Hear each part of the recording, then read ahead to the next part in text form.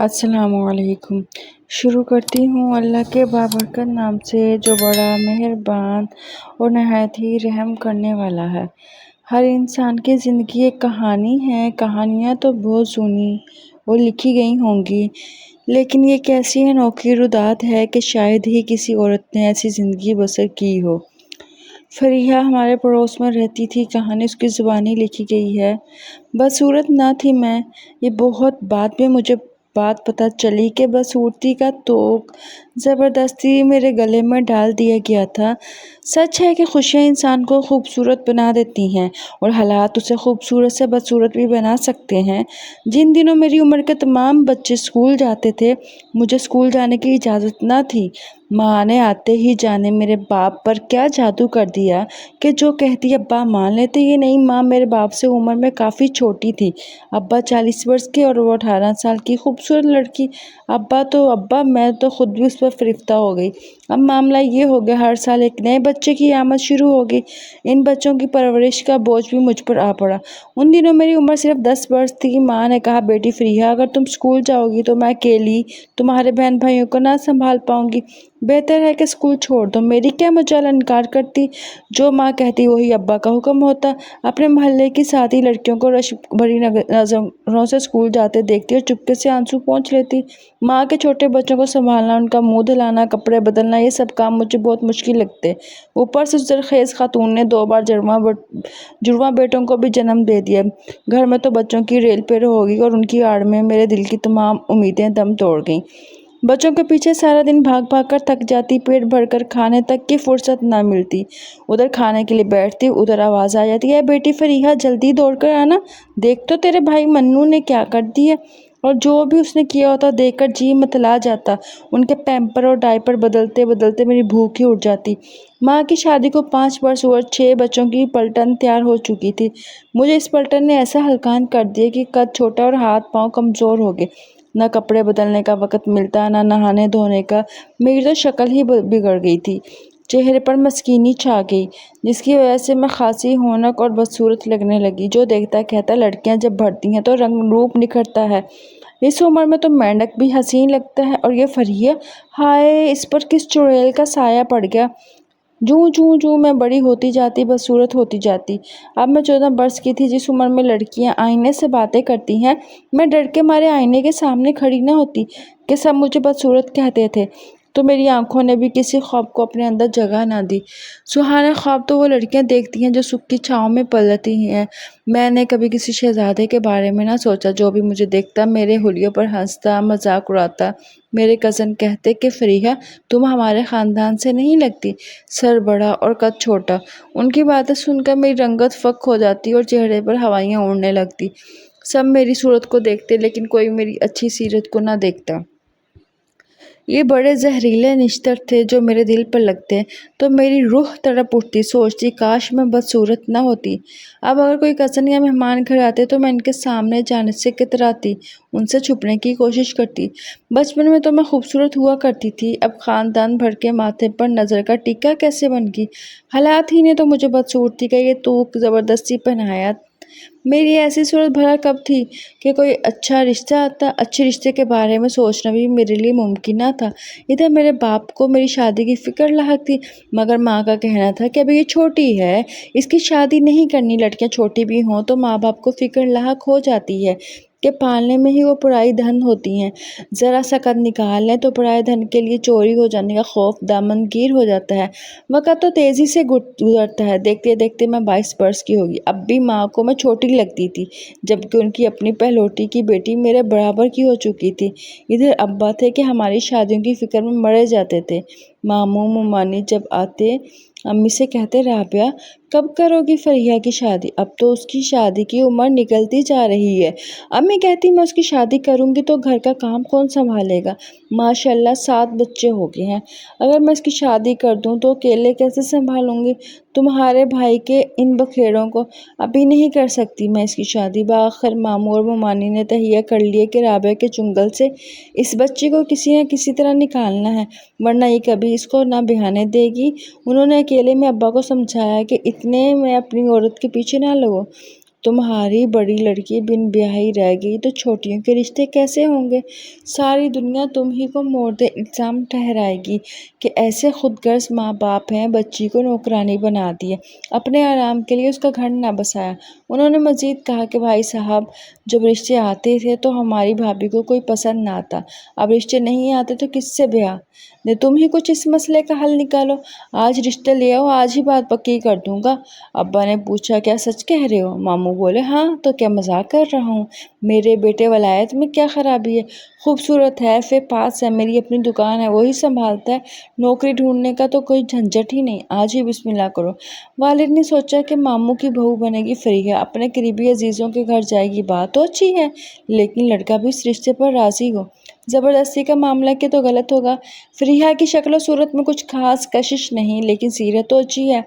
ماموں نے کہا، بیٹے سے پوچھ لو، اگر ولایت ہاں کہے تو مجھے رشتہ دینے پر کوئی اعتراض نہیں۔ ہم نے ولایت سے بات کی ہے، اس کو شکل و صورت سے کچھ لینا دینا نہیں، بس سیرت اچھی ہو، اور اس کا ایک تقاضا ہے کہ لڑکی ایسی ہو جو نہ تو اس کی کسی بات پر اعتراض کرے اور نہ مداخلت۔ اگر یہ شرط منظور ہے تو ہماری خوشی کے لیے جس لڑکی سے بھی ہم اس کی شادی کریں گے وہ سہرا باندھ لے گا۔ اللہ جانے، ماموں اور ممانی ٹھیک کہہ رہے تھے، یا ممانی کو میری صورت میں ایک مسکین نوکرانی چاہیے تھی جو گھر کے سارے کام کرے، کسی معاملے میں مداخلت نہ کرے، نہ ہی کوئی احتجاج، بس لبوں پر چپ کا تالا لگا رہے۔ چونکہ انہوں نے میرے باپ کے گھر میری بری حالت دیکھی تھی، اس لیے مجھے بہو بنانے میں انہیں یہ سودا گھاٹے کا نہ لگا۔ میں تو یہ بات سمجھ گئی، مگر ابا نہ سمجھ سکے۔ وہ سیدھے سادے سچے دل کے آدمی تھے، فوراً ہاں کر دی، اور شادی کی تاریخ بھی چپکے طے ہو گئی۔ انہیں ڈر تھا کہ اگر بیوی کے علم میں بات آئی تو کہیں رنگ میں بھنگ نہ ڈال دے۔ ادھر ولایت کو کب مجھ سے شادی کے لیے تیار تھا، مجھ سے کیا، وہ تو کسی سے بھی شادی پر تیار نہ تھا، وہ شادی کرنا ہی نہ چاہتا تھا، چاہے لڑکی کی صورت کی حور کیوں نہ ہوتی۔ اس نے ماں سے کہا تھا، میں نے عمر بھر شادی نہ کرنے کی قسم کھائی ہے، سمجھ لو کہ میری شادی ہو چکی ہے۔ ماں چیخی، یہ کیا خرافات بک رہے ہو، تم ہمارے اکلوتے بیٹے ہو، شادی نہیں کرو گے تو ہم کس کی خوشی دیکھیں گے؟ گھر میں بہو آئے گی، ہمارے پوتے پوتیاں ہوں گے، میں تو دن گن رہی ہوں کہ کب بہو آئے، گھر سنبھالے، اور میں آرام سے چارپائی پر بیٹھ کر اس کے ہاتھ سے کھانا کھاؤں، اور جب کھانا کھا لوں تو برتن بھی وہی اٹھا کے لے جائے۔ ولایت بولا، ماں، اس زمانے میں ایسی تابع دار بہو کہاں سے لاؤ گی؟ آج کل کی لڑکیوں کو تم نہیں جانتی، ساس سسر تو کیا شوہر کو بھی تگنی کا ناچ نچا دیتی ہیں۔ توبہ توبہ، سچ کہوں تو میں نے اپنے دوستوں کی حالت دیکھی ہے، مجھے تو شادی اور لڑکی کے نام سے ہی نفرت ہو گئی ہے۔ ماں نے جواب دیا، ولایت بیٹا، تمہاری ماں نے یہ بال دھوپ میں سفید نہیں کیے، مجھے ایسا بدھو نہ سمجھو، ایسی لڑکی چنی ہے جو ہم سب کی خدمت کرے گی اور اف بھی نہ کرے گی، سمجھ لو کہ بے زبان گائے ہے، گائے، زبان رکھتے ہوئے بھی گونگی ہے۔ ولایت نے حیرت سے پوچھا، ایسی بھلا کون ہے ماں؟ ماں بولی، تمہاری پھوپھی کی بیٹی فریحہ۔ ولایت بولا، کیا تم نے اسے دیکھا نہیں، وہ تو بیچاری بڑی بد شکل ہے۔ ماں نے کہا، بد شکل بالکل نہیں، نئے نقش سب اچھے ہیں، بس اس کی ماں نے اس کا حلیہ بگاڑ دیا ہے۔ یہاں اچھے کپڑے پہنے گی، اچھا کھائے گی، سکون سے رہے گی تو دیکھ لینا کیسی حسین ہو جائے گی کہ تمہیں رشک آئے گا۔ ولایت بولا، اچھا ماں، سب ٹھیک ہے، لیکن بہت بار کہہ چکا ہوں کہ مجھے شادی نہیں کرنی، اگر تم اپنے لیے نوکرانی لانا چاہتی ہو تو بے شک تمہاری خوشی پوری کر دیتا ہوں، مگر مجھے اس بات کا کوئی لینا دینا نہ ہوگا۔ وہ تمہارے ساتھ رہے گی، تمہارے کمرے میں سوئے گی، مجھے بس کھانا پکا کر دے دیا کرے گی اور میرے کپڑے استری کر دیا کرے گی، تب تمہیں آرام مل جائے گا، ٹھیک ہے ماں؟ ماں نے خوش ہو کر کہا، ہاں ٹھیک ہے لڑکے، بس اب زیادہ بک بک مت کر، ہم تیرا رشتہ فریحہ سے طے کر آئے ہیں۔ ولایت جانتا تھا کہ ماں اب ایک قدم پیچھے ہٹنے والی نہیں ہے۔ ابا کب کے بیمار چلے آ رہے ہیں، 100 بیماریاں لاحق، ان کو بڑھاپا آ گیا، قدرتی بات ہے کہ بہو کی آرزو کریں گے، سو فریحہ واقعی ٹھیک رہے گی، جن حالات میں وہ رہ رہی ہے یہاں اس کو وہاں سے اچھے حالات ہی ملیں گے۔ بس یہ سوچ کر اس نے اپنے جگری دوست برہان سے کہا، یار، اماں ابا کو کب تک ٹالوں گا، وہ تو پیچھے پڑ گئے ہیں۔ اب بھی ان کی بات نہ مانی تو ابا نے صاف کہہ دیا ہے کہ ساری جائیداد میں ٹرسٹ میں دے دوں گا اور تم کو گھر سے نکال کر آگ کر دوں گا۔ برہان مگر کسی دلیل پر بھی ماننے کو تیار نہ تھا۔ اس نے کہا، تیری میری دوستی ایسی نہیں کہ وعدہ خلافی ہو، ہم نے اپنے بازوؤں پر ایک دوسرے کے نام اپنے لہو سے کندہ کرائے ہیں، عمر بھر ساتھ رہنے کا وعدہ کیا ہے اور ایک دوسرے کی خاطر شادی نہ کرنے کی قسم بھی کھائی ہے۔ کیا تم اب بھی وعدہ خلافی کرو گے مجھ سے اور قسم توڑ دو گے؟ یاد رکھنا، اگر تم نے ایسا کیا تو میں جان دے دوں گا، خودکشی کر لوں گا، مگر یہ نہیں سہ سکتا میرے ہوتے ہوئے تمہاری زندگی میں کوئی اور آئے۔ ولایت نے بہت سمجھایا، مگر اس نے دوست کو شادی کرنے کی اجازت دینے کی بجائے قسم کھا کر خودکشی کی دھمکی سے ڈرا دیا۔ کہا کہ سمجھ لو ہماری تمہاری شادی ہو چکی، اب میں سوتن برداشت نہیں کر سکتا۔ ادھر سے ماں باپ کا دباؤ، ادھر سے دوست کی قسمیں۔ ولایت ایک آزمائش میں پڑ گیا تھا۔ یہ دوست آج کا نہیں تھا، ان کی دوستی بہت پرانی تھی۔ جب ولایت 12 برس کا معصوم لڑکا تھا اور برہان 26 برس کا بھرپور جوان تھا، تب سے اس نے ولایت کو اپنی دوستی کے جال میں پھانسا تھا۔ برہان ایک یتیم لڑکا تھا۔ چاچا نے اس کی پرورش کی۔ چاچی ظالم عورت تھی، بات بات پر شوہر سے پٹواتی اور جھوٹی شکایتیں لگا کر گھر سے باہر نکال دیتی۔ برہان کی زندگی کے یہ دن بہت اذیت ناک تھے۔ جب رات کو گھر سے باہر کر دیتی تو محلے کے گنڈا قسم کا نوجوان اس کو رات بھر رہنے کے لیے پناہ دے دیتا۔ بس تبھی سے برہان کے ساتھ معاملہ خراب ہوا، اس کی شخصیت مسخ ہو گئی، اس کو عورت ذات سے نفرت ہو گئی۔ چاچا کے مرنے کے بعد چاچی مر کے چلے گئی۔ برہان کو اس کے والد کی موروثی جائیداد مل گئی۔ جس مکان پر اس کے چاچا اور چاچی کی رہائش تھی وہ بھی حقیقت میں برہان کے والد کی ملکیت تھا۔ اس کے علاوہ بھی جائیداد تھی۔ چاچا کے مرنے سے برہان کے دکھ بھرے دن ختم ہو گئے۔ وہ بلا شرکت گہرے گھر کا اور کاروبار کا مالک ہو گیا۔ بقیہ جو مکانات اور دکانیں کرائے پر تھیں، جن کا کرایہ اس کا چاچا وصول کرتا تھا، وہ کرایہ بھی تمام اس کو ملنے لگا۔ مصیبت کے دن تو تمام ہو گئے، مگر بچپن میں اس کے ساتھ ایسی ناقابل برداشت زیادتیاں ہوئیں کہ وہ غلط راستے کا مسافر ہو گیا، اور اس غیر فطری عادت کا ہمسفر اس نے 12 سال کی عمر کے ولایت کو بنا لیا۔ اس پر خوب روپیہ خرچ کرتا، اس کو شاپنگ کراتا، اچھے اچھے ہوٹلوں میں کھانا کھلاتا، مہنگے تحفے لے کر دیتا، روپے پیسے سے اس کی جیبیں بھر دیتا۔ اس طرح اس نے نادانی کے دور سے گزرتے ہوئے اس لڑکے کو اپنا اسیر بنا لیا۔ برہان تنہا رہتا تھا۔ وہ جب چاہتا ولایت کو بلا کر اپنی تنہائی دور کر لیتا، محبت جتلاتا، عورت سے نفرت کے سبق پڑھاتا اور کبھی ساتھ نہ چھوڑنے کے وعدے قسمیں لیتا، گویا وہ دوستوں جیسی نہیں بلکہ لیلا مجنوں بن کر زندگی گزار رہے تھے۔ اس معاملے کا علم سوائے ان دونوں کے کسی کو نہ تھا۔ میں بھی جب ولایت شادی سے انکار کرتا، اس کے ماں باپ اس کو سمجھاتے کہ شادی اور بیوی کے بغیر مرد کی زندگی ادھوری ہے، تم ہمارے اکلوتے لڑکے ہو، ہم تو تمہارے سر پر صحرا دینے کی آرزو میں مرے جاتے ہیں اور تم ہو کے انکار کر دیتے ہو۔ بڑی مشکل سے تو یہ دن آیا تھا۔ والدین پر ولایت کو ترس آ گیا اور اس نے شادی کے لیے حامی بھر لی۔ برہان کو بھی قسم دے کر یقین دلایا کہ وہ صرف 1 ماہ اپنی دلہن کے ساتھ گزارے گا تاکہ اس کے ماں باپ کو پریشانی نہ ہو۔ اس کے بعد اپنی بیوی سے کوئی تعلق نہ رکھے گا اور لوٹ کر واپس اس کے پاس آ جائے گا۔ لیکن برہان کو اس کی بات کا یقین نہ تھا۔ وہ سمجھتا تھا کہ شادی کے بعد جب اس کا اپنی بیوی سے دل لگ گیا تو یہ مجھے چھوڑ دے گا اور پھر میرے پاس نہیں آئے گا۔ بس جس روز ولایت کی شادی ہوئی اسی روز برہان نے خواب آور گولیوں کی شیشی پیٹ میں انڈیل کر خودکشی کرنے کی کوشش کی۔ اس رات خوب زیادہ شراب بھی پی لی۔ چونکہ تنہا رہتا تھا، ایک نوکر بھی اس کے پاس ہوتا تھا جو اس کو کھانا وغیرہ بنا کر دیتا تھا۔ نوکر کا کمرہ چھت پر تھا۔ جب برہان نے خودکشی کی تو اتفاق سے نوکر کو شک ہو گیا، وہ زیادہ شراب پی رہا تھا۔ ملازم کیا کرتا، خاموش رہا، مگر جوں ہی اس کے صحن میں برہان کے گرنے کی آواز سنائی دی، وہ چھت سے صحن میں دوڑ کر آیا اور اس نے ایک فوراً ہمسائے کو جگایا اور اس کی گاڑی پر برہان کو ہسپتال لے جایا گیا۔ بروقت ہسپتال پہنچ جانے سے اس کی جان تو بچ گئی، مگر وہ 4 دن تک موت و زیست کی کشمکش میں رہا۔ ادھر شادی کے بعد ولایت خفگی کے ڈر سے برہان کی طرف نہ گیا کہ اس کا غم و غصہ کچھ ٹھنڈا ہو جائے تو رابطہ کرے گا، کیونکہ وہ جانتا تھا کہ برہان اس کو نہیں چھوڑ سکتا۔ 15 روز بعد جب اس نے رابطہ کیا تو برہان ابھی تک ہسپتال میں تھا۔ ملازم کو معلوم تھا کہ ولایت کی نئی شادی ہوئی ہے، لہٰذا اس نے اس کو برہان کے صحیح احوال سے آگاہ نہ کیا، بس اتنا بتایا کہ وہ گھر سے باہر ہے، کچھ دنوں کے لیے کہیں چلا گیا ہے، جلد لوٹ آئے گا تو اطلاع کر دے گا۔ ولایت شادی کے بعد تو میرے ساتھ کچھ دن ٹھیک رہا، لیکن اس کو علم ہوا کہ اس کی خاطر برہان نے خودکشی کی تھی۔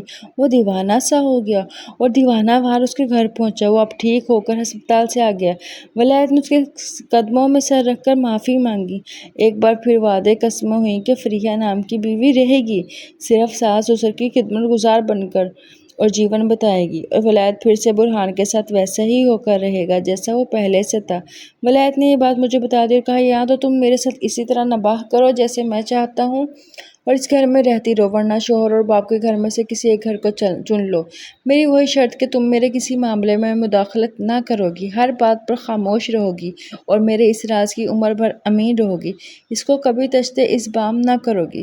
میں نے کچھ دیر سوچا، کہا اچھا ٹھیک ہے، مجھے آپ کی شرائط پر یہاں رہنا منظور ہے، مگر میں لوٹ کر ستیلی ماں کے پاس نہیں جاؤں گی، ورنہ وہ ساری دنیا میں مجھے گندا کر دے گی کہ دیکھو میں نہ کہتی تھی کہ اس کی شادی نہ کرو، یہ گھر نہ بسائے گی، آ گئی نا واپس طلاق لے کر۔ ولایت میری طرف سے مطمئن ہو گیا، کیونکہ میں نے اسے یقین دلا دیا تھا کہ اس کے والدین بھی اس کے ان معاملات کی حوال نہ لگنے دوں گی۔ اب وہ دن بھر برہان کے گھر ہوتا اور رات کو گھر آ جاتا، لیکن مجھ سے میاں بیوی جیسے رشتے کا کوئی واسطہ نہ رکھا۔ اس ایک دکھ کے سوا مجھے یہاں کوئی اور تکلیف نہ تھی۔ ساس سسر بھی اچھے تھے اور ولایت بھی مجھے کوئی اذیت نہ دیتا تھا۔ شادی کے پہلے ماں میں نے خوشی دیکھی تھی، اس کے بعد کبھی جیون ساتھی کا قرب نصیب نہ ہوا۔ کہنے کو ہم میاں بیوی تھے، ایک گھر میں ایک چھت تلے رہتے، مگر اجنبیوں کی طرح۔ ایسی باتیں نہیں چھپتی۔ ماموں کو اندازہ ہو گیا اور میرا غم ان کو دیمک کی طرح چاٹنے لگا۔ انہوں نے کھوج لگائی کہ بیٹا دن رات کہاں ہوتا ہے۔ جس بیٹے کو وہ اپنا کاروبار، اپنی دکان سونپنا چاہتے تھے، اس کو تو پیسے کی ضرورت ہی نہ تھی، اس کی سبھی ضروریات برہان پوری کرتا تھا۔ جب اصل حقائق سے ماموں آگاہ ہوئے تو انہیں بہت صدمہ ہوا۔ ان کی ایک 14 سالہ بیٹی بھی تھی، ابھی تو اس کے ہاتھ پیلے کرنے کی فکر بھی لاحق ہو گئی تھی۔ بیٹے کی بے رحم روی کا راز ان پر کھل گیا۔ ایک روز برہان کے ایک پڑوسی کی زبانی بیٹے کے بارے میں حالات کا علم ہو گیا کہ ولایت اور برہان کی دوستی کس نوعیت کی ہے۔ وہ صدمے سے نڈھال ہو کر گھر آئے، 2 دن خاموش بستر پر گرے رہے اور تیسرے روز ان کی روح کف سے انصری سے پرواز کر گئی۔ ماموں کی شفقت کے سہارے تو میں جی رہی تھی، ان کے مرنے کی دیر تھی کہ میرے سارے سہارے ختم ہو گئے۔ ساس کے رویے میں بھی شفقت کی بجائے سختی آ گئی، وہ مجھے بدصورت اور مہنوس ہونے کے طعنے دینے لگی۔ اگر گھر میں کوئی اور باقی رہ گیا تھا تو وہ میری نند رکشا تھی، جو میرا خیال رکھتی، میرا غم محسوس کرتی۔ والد کی وفات کے بعد تو ولایت میں ایسی تبدیلی آئی کہ وہ گھر کے ہر فرد سے کٹ کے رہ گیا، ساری رات غائب رہتا، دن کو آتا تو آ کر پڑھ کر سوتا رہتا، جیسے اسے کسی سے کوئی تعلق نہ ہو۔ تب ساس کو احساس ہوا کہ اس کا بیٹا بہت بدل گیا ہے، اسے ماں کی بھی پرواہ نہ رہی، وہ بیمار رہنے لگی تھی۔ میں اور رکشا انہیں ڈاکٹر کے پاس لے جاتی۔ ساس نے ولایت سے کہا کہ تم میرے ایک ہی بیٹے ہو، ماں بیوی اور بہن کا سہارا بنو، راہ راست پر آ جاؤ، دکان کو تالا لگ گیا ہے، دکان کھولو اور کاروبار سنبھالو۔ ولایت نے ماں سے دکان کی چابیاں لے لی اور اسے بیچ دیا، رقم جیب میں رکھ لی۔ اس طرح اپنے والد کا جو بھی سرمایہ تھا سب غصب کر لیا، بہن کو کچھ دیا اور نہ ماں کو۔ میری ساس کو اس قدر دکھ پہنچا کہ وہ کرنے لگی، بیمار تو پہلے ہی تھی، بیماری نے زیادہ شدت سے حملہ کر دیا۔ ایک روزہ وہ بھی اپنے خالق کے حقیقی سے جا ملی۔ اب گھر میں اور درخشا رہ گئے۔ درخشا 2nd ایئر کی طالبہ تھی، میں اس کی اور وہ میرے سہارے جی رہے تھے۔ ولایت ہم کو خرچہ بھی نہ دیتے تھے۔ پڑوس میں ایک ٹیلر ماسٹر رہتے تھے، ان کو ہمارے حالات کا علم تھا، وہ ہمیں کپڑے لا کر دیتے، ہم نند بھاوج مشین پر سلائی کر کے ان کو دیتی، اپنی محنت سے گھر کا خرچہ چلاتی۔ اسی محنت کی کمائی سے میں درخشا کے کالج کی فیس اور تعلیم کا خرچہ بھرتی تھی۔ ایک دن ولایت نے مجھ سے کہا کہ مجھ کو کچھ رقم چاہیے۔ میں نے بتایا کہ رقم تو میں نے درخشا کی فیس میں دے دی ہے۔ کہا تم نے کیوں اس کی فیس بھری ہے، کس لیے اس کو پڑھا رہی ہو، کیوں نہ یہ پڑھے؟ میں نہ پڑھ سکی تو اس حال میں ہوں، یہ تو کم از کم پڑھ لے تاکہ کسی کی محتاج نہ رہے۔ اس بات کے کچھ دن بعد ایک روز رکشا کالج گئی اور لوٹ کر نہ آئی۔ میں بہت پریشان ہو گئی۔ پڑوس میں جا کر اس کی ہم جماعت بچی سے پتہ کیا، وہ بولی میں تو چھٹی کے وقت گھر آ گئی تھی، اب کالج جا کر پتہ کر لے۔ میں کالج گئی، ان کی ایک لیکچرر وہاں مل گئی، انہوں نے کہا کہ چھٹی ہوئے بھی 2 گھنٹے گزر گئے۔ اس نے رجسٹر چیک کیا، درخشا کی حاضری لگی ہوئی تھی۔ میں اور پریشان ہو گئی، گھر پلٹی مگر وہ نہیں آئی تھی۔ شام ہو گئی، اب تو میرا دم نکل جاتا تھا۔ پاس پڑوس سے پتہ کیا، کسی کو کچھ معلوم نہ تھا۔ رات کو ولایت گھر آیا، میں نے بتایا کہ درخشا کالج گئی تھی، ابھی تک نہیں لوٹی۔ کہا کہ اسی لیے کہتا تھا کہ اس کی پڑھائی ختم کرو، تم نے بات نہ مانی، اب دیکھ لیا انجام۔ کچھ پتا تو کرو، کہاں سے پتا کروں؟ تھانے جا کر گمشدگی کی رپورٹ لکھوا دو۔ آج رات انتظار کر لو، شاید آ جائے۔ صبح جا کر رپورٹ درج کروا دوں گا۔ وہ تو نشے میں تھا، سو گیا اور میں نے ساری رات انگاروں پر گزاری۔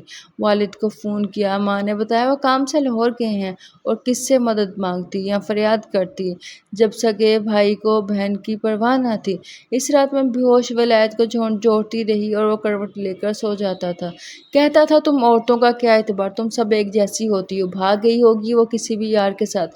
میری نند ایسی نہ تھی، وہ تو بہت اچھی لڑکی تھی، جی چاہتا تھا خودکشی کر لوں۔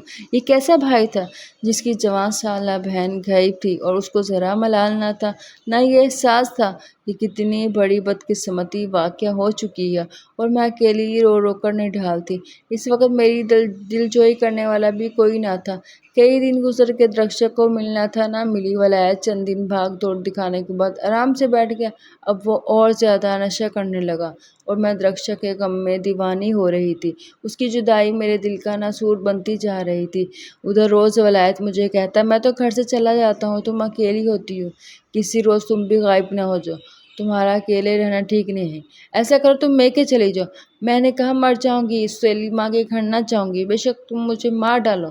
تب کہا اچھا، میں اس مکان کو فروخت کر دیتا ہوں، تم میرے ساتھ وہاں چل کر رہو جہاں میں رہتا ہوں۔ تم اوپر کے پورشن میں رہو گی اور میں نیچے اپنے دوست کے ساتھ رہوں گا۔ تم نیچے مت آنا، تم کو ہمارا کھانا بنانا ہوگا۔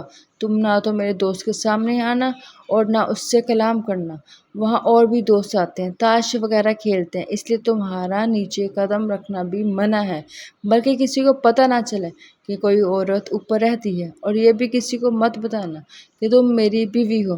میں نے یہ بھی منظور کر لیا، بالکل خاموشی سے اوپر رہتی تھی۔ یہ برہان کا گھر تھا، نوکر اوپر آ کر کھانا لے جاتا اور برتن پہنچا دیتا۔ سارا دن میرا کام بس کھانے بنانا، چائے بنانا یہ تھا۔ سب سے زیادہ حیرت کی بات یہ تھی کہ خود ولایت میرے پاس اوپر نہیں آتا تھا، نہ برہان کے سامنے مجھ سے کلام کرتا۔ وہ نیچے کی منزل میں ہی رہتا سہتا تھا، وہیں کھاتا اور سوتا بھی وہیں۔ اب میں اس کے اس طرح کے عمل کا مطلب خوب اچھی طرح سمجھ چکی تھی۔ وہ ایسا برہان کو خوش کرنے کے لیے کرتا، کہتا تھا کہ اس بیچاری کا کوئی سہارا نہیں ہے، اسی لیے ترس کھا کر رکھا ہوا ہے، یہ کہاں جائے گی، ہمارا کھانا بنا دیتی ہے، اس کے عوض 2 وقت کی روٹی کھا لیتی ہے، اس کے سوا میرا اس کے ساتھ کوئی تعلق نہیں، آخر کسی دن خود ہی چلے جائے گی۔ سچ ہے کہ انسان کی برداشت کی ایک حد ہوتی ہے، میری برداشت بھی ختم ہوگی، صبر کا پیمانہ لبریز ہو گیا اور میں اپنے والد کے گھر چلے گئی۔ والد تو بوڑھے تھے لیکن ماں ابھی تک جوان تھی۔ انہوں نے مجھے گلے سے لگایا، کہا بیٹی مجھ سے ایسی ناراض ہو گئی کہ اپنے بہن بھائیوں تک کو بلا دیے۔ میرے سوتیلے بہن بھائی بھی مجھ سے پیار سے ملے۔ اگلے دن بھائی نے مجھے اخبار لا کر دکھایا، کہا آپ کی نند رکشا گم ہو گئی تھی نا، یہ دیکھیے اخبار، تصویر بھی اور خبر بھی خود پڑھ لیجیے۔ میں نے اخبار میں خبر پڑھی، لکھا تھا پولیس نے ایک جگہ چھاپا مارا اور وہاں کچھ لڑکیوں اور چند اوباش مرد پکڑے گئے اور تھانے لائے گئے، لڑکیوں کی تصویریں اور نام بھی لکھے تھے۔ درخشا کا نام پڑھ کر میں حیران رہ گئی، والد کو مجبور کی کہ اب تھانے جائیں اور معاملے کا پتہ کیجیے۔ وہ جانے سے گھبرا رہے تھے، پھر ایک پڑوسی کو ساتھ لے کر گئے، تب معلوم ہوا کہ درخشا کو برہان نے کالج سے اٹھایا تھا کہ تمہارے بھائی نے تمہیں لینے مجھے بھیجا ہے، اس کی طبیعت ٹھیک نہیں۔ وہ برہان کو کئی بار دیکھ چکی تھی، جو ہمارے گھر پر گاڑی میں ولایت کو لینے آتا تھا، وہ معصوم بچی اس کے ساتھ چلے گئی اور اس مردود نے اس کو نہ جانے کیسے لوگوں کے حوالے کر دیا۔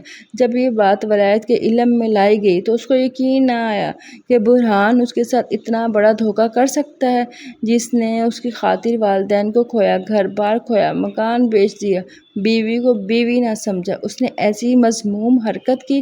دراصل وہ چاہتا تھا کہ ولایت مجھے طلاق دے دے اور بہن بھی اس کی زندگی میں موجود نہ رہے جس کی خاطر وہ گھر آتا تھا۔ وہ شخص خدا جانے کس قسم کا آدمی تھا، ذہنی مریض تھا یا اب نارمل تھا، جو غیر فطری زندگی گزار رہا تھا۔ اس نے کم عمری میں ولایت کے دماغ کو ایسا گرفت کیا کہ پھر اس کے چنگل سے آزاد نہ ہو سکا اور سیدھی راہ سے بھٹک گیا۔ والدین نے شادی کی، پھر بھی راہ راست پر نہ آ سکا، لیکن جب بہن کے اغوا کار کا نام اور اخبار میں خبر پڑھی تو اس قدر شدید رد عمل ہوا کہ اس کی روح اس وقت کف سے عنصری سے پرواز کر گئی۔ ہمارے معاشرے میں اخلاقی اقدار اتنی گر چکی ہیں کہ اب یوں لگتا ہے کہ ایک نہیں بلکہ ان گنت برہان جیسے لوگ یا انجانے یا جانتے بوجھتے کتنے معصوم ذہنوں کو سیدھے راستے سے بھٹکا کر تباہی کے راستے پر گامزن رکھتے ہوں گے اور کتنے گھر برباد کر رہے ہوں گے۔ کیسی لگی آپ کو یہ کہانی ضرور بتائیے گا۔ اللہ حافظ۔